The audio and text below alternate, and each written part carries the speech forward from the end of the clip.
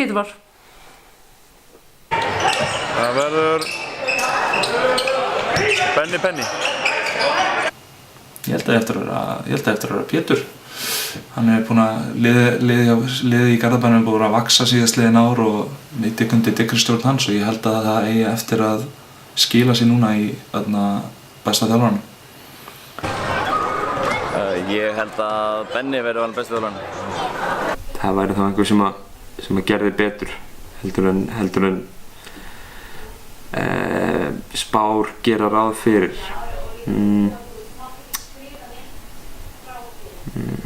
Ég er ekki hvað að segja Pétur ef hann bara heldur í toppsætið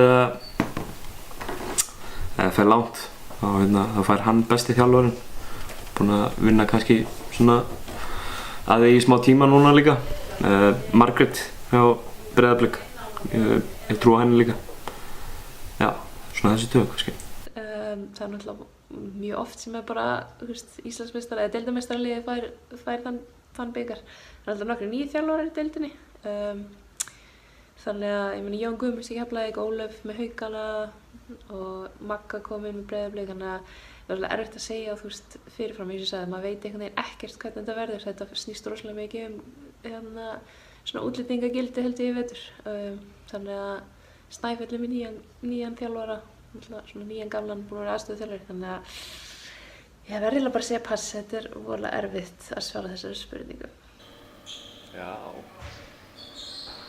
Ég ætla ekki að Pétur eða Jón.